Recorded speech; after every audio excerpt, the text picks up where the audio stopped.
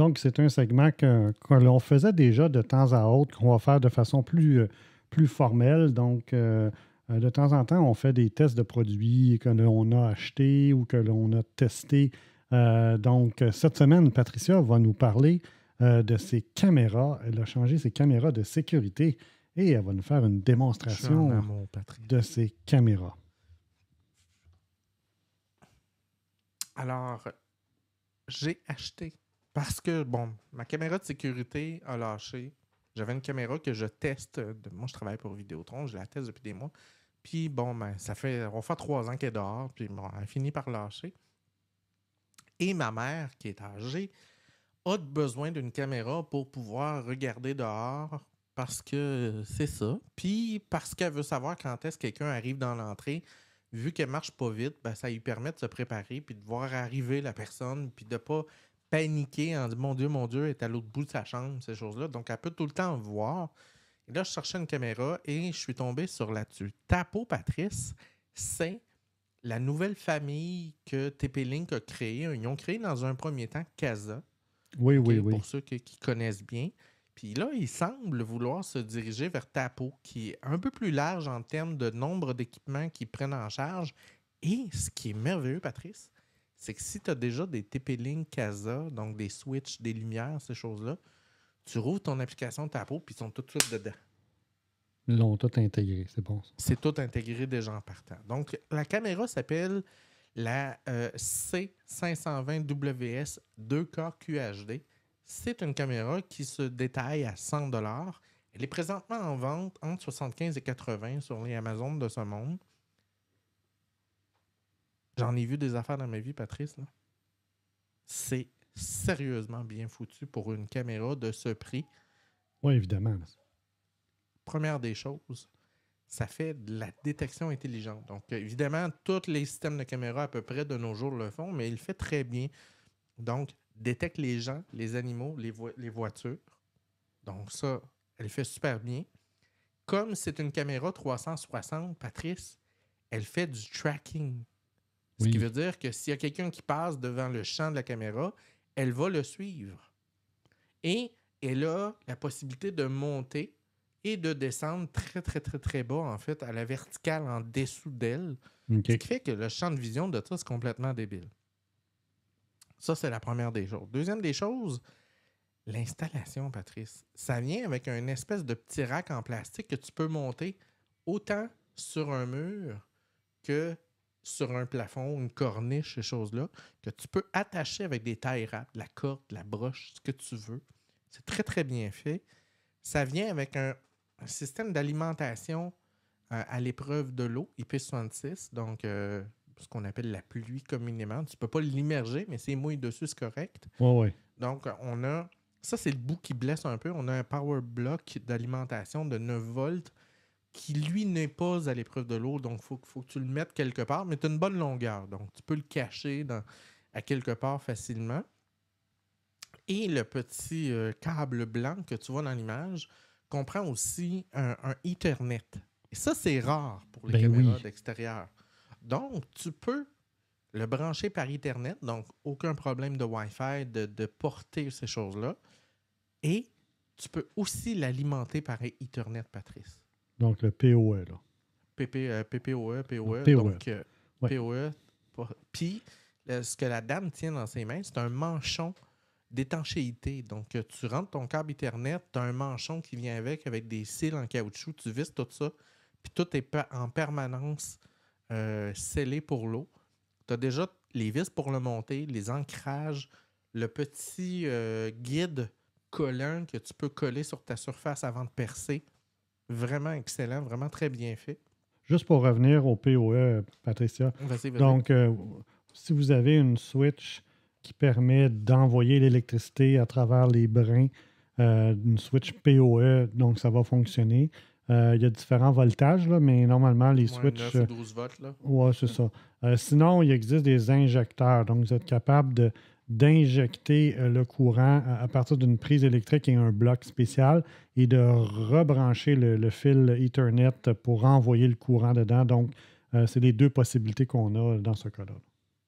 Puis comme vous voyez dans l'image, là, vous voyez la braquette Elle peut être installée dans 2 sens, donc le Ouais, plafond dans ouais. l'autre sens. Puis tu as 2 vis qui viennent sécuriser ta caméra. Ouais. Et elle n'est pas cheap. Elle est saprement bien faite comme caméra, Patrice. Et on va aller voir la démo. Si je réussis à partager cette fois-là, donne-moi 2 secondes, Patrice. Je vais me setter. On va finir le partage ici. Tac. On va activer le partage là-bas. On va voir si ça marche. Oui. Donc ça, on a le On retourne sur partage l'iPad ou sur sur l'ordinateur? l'iPad. Ouais. Là, je suis sur l'iPad. Mais tu n'es pas partagé encore. Oui, ça arrive. OK, parfait. Donc, l'application se présente comme suit.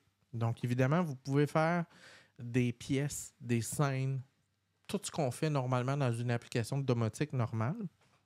Et imaginons que je m'en vais sur ma caméra arrière. J'ai du flux 2K, mais je peux réduire la qualité ou l'augmenter, la voir. Fait que là, on la voit. Puis, tu sais, je peux zoomer dans mon image en tout temps. Et là, Wow. Patrice, check bien ça. Le pan and zoom, vous voyez dans le bas de mon image, j'ai 8 positions que je peux garder en mémoire. Donc, je peux dire position 1, position 2, position 3, C'est vraiment position 4, position 5. En fait, je suis rendu à 5, ouais, exact. En avant de mon... Puis là, je peux revenir. Je peux activer le mode patrouille, dans lequel la caméra va faire une patrouille plus ou moins rapidement. Oui. Donc, est-ce que je veux que ça aille vite, plus lent, ces choses-là? Évidemment, j'ai la possibilité d'activer le mouvement. Et là, ce qui est très cool, quand tu actives le mouvement, tu as plein de paramètres. Donc là, tu peux détecter le type de détection. Donc, exemple, à quel point tu es sensible au mouvement, de 1 à 10. À quel point tu veux détecter les personnes. Dans ma cour, je veux que ça soit très, très réactif, on s'entend. Les animaux. Ensuite, les véhicules. Et je peux même, Patrice, mettre ce qu'on appelle une ligne de démarcation dans l'image pour dire, ça, c'est la fin de mon terrain. Puis s'il y a quelque chose qui dépasse cette ligne-là, avertis-moi. Et là, ce qui est très, très cool, tu as même une option caméra tempering, c'est-à-dire que si quelqu'un essaie de démonter la caméra, ces choses-là, tu vas être avisé. Oui, évidemment.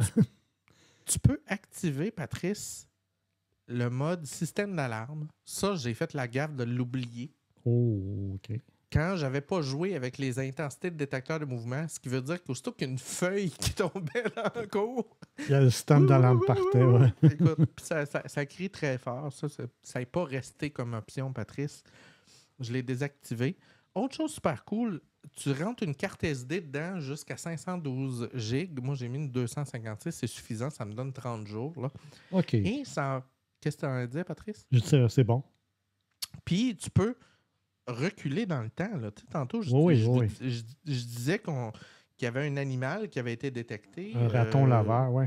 Je ne sais pas si là... Non, ça, c'est un chat. Fait que vous voyez, c'est le chat qui a été détecté aujourd'hui, qui se promène dans ma cour. Et là, la caméra le suit pour voir quel méfait il va commettre sur mon terrain. Donc, ça faisait longtemps qu'on n'avait pas eu de chat dans l'émission. Ouais. Ah oui, fait que là, on a un chat. Fait que là, vous voyez, puis je peux reculer dans les journées. Je vais avoir les événements enregistrés. Là, on a un autre animal. On va aller voir. C'est le même chat, tu vois. Il a pris un autre chemin, là. Et ce qui est très, très le fun, Patrice, c'est que un animal à 2 heures du matin, qu'est-ce que c'est? Ah, ça, c'est une affaire que j'ai moins aimée. La pluie, Patrice. Oui, ça fait des... Faut que tu désactives un peu le mouvement quand il mouille parce que la caméra vient complètement débile. Mais non, à gauche, à droite, elle regarde dans tous les sens. Tu peux aussi, pendant que tu es en train de regarder une vidéo, tu peux décider de te faire un clip, Patrice. Là, je suis en train d'enregistrer live ce que je vois à l'écran parce que je veux ce clip-là. Puis je peux l'arrêter. Puis ça l'exporte automatiquement dans mon système. Je peux faire un coupé-coller, ces choses-là. Donc, ça gère super bien. Là, évidemment, tu as download, là, tu peux aller télécharger tes choses.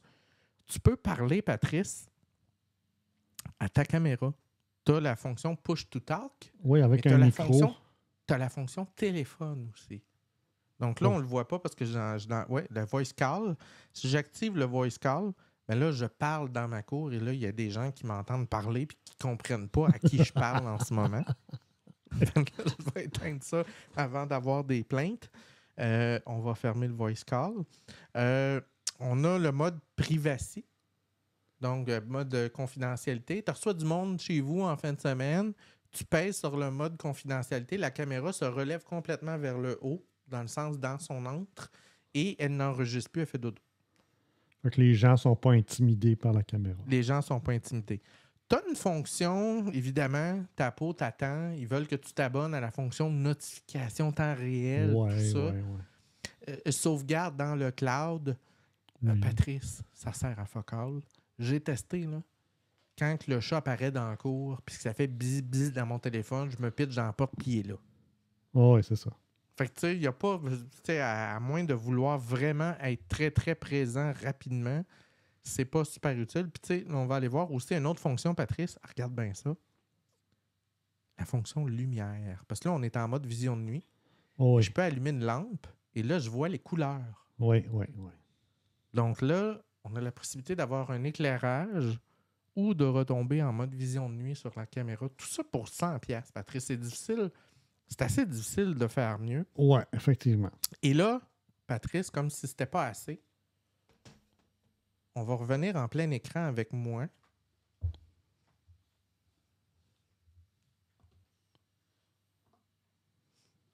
Et là, je te partage. Si tu peux me mettre en plein écran, puis nous autres en tout petit.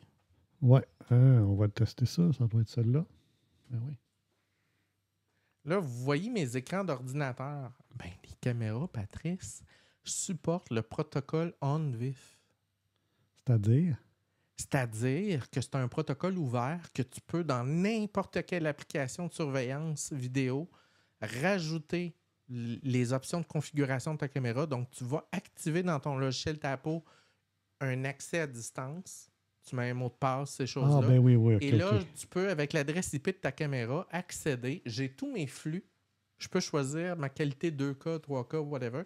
Je peux, regarder bien ça, je peux aussi, ça supporte les pan and tilt. Donc, je peux déplacer mes caméras. Je peux faire des enregistrements en live. Et tout ça, pendant que mon application peut être en train d'être utilisée par ma mère, ma conjointe, ces choses-là, je peux même enregistrer. Par contre, si je décide d'enregistrer le flux que j'ai là, ça cesse d'enregistrer sur l'application. Donc là, c'est un... c'est un ou l'autre, un ou l'autre, mais c'est vraiment très, très cool parce que là, je peux l'ajouter sur un ordi, sur à peu près n'importe quoi où il n'y a pas d'application. Là, quelle application tu utilises? Un furteur web ou c'est... C'est une application gratuite que j'ai téléchargée qui est saprement bien foutue. Donne-moi 2 secondes que je la désactive, que je retrouve le nom.